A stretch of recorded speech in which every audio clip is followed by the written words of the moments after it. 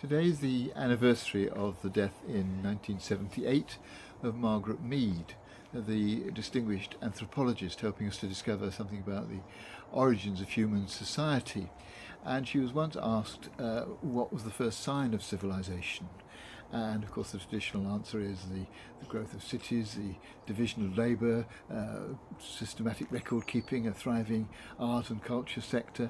But she said, no, the first sign of civilization was when a femur was discovered that had healed, the femur being the hip, the bone that links the hip with the knee, and this human bone that had been allowed to heal indicated that somebody had cared for the person whose bone had been damaged.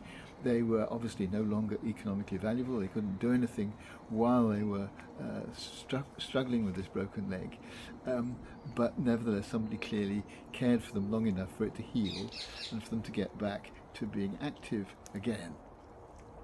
Well, it's an encouraging story because it suggests that right at the heart of human society is the desire to care for other people. Of course, we don't know what caused the broken femur. It might have been a fall or an encounter with an animal, but it might also have been broken in human conflict, struggling over what were probably scarce resources. And so I think that we need to recognise that right at the heart of civilization, not only is there the desire to care, but there's also the desire to compete and conflict.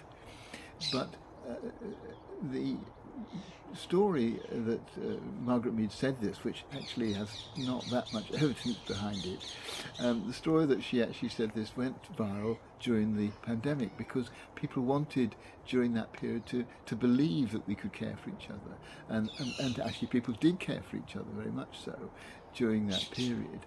And I think that's what we all want as a society, which is based on human care, on looking after those who are less able, who are unable perhaps to look after themselves.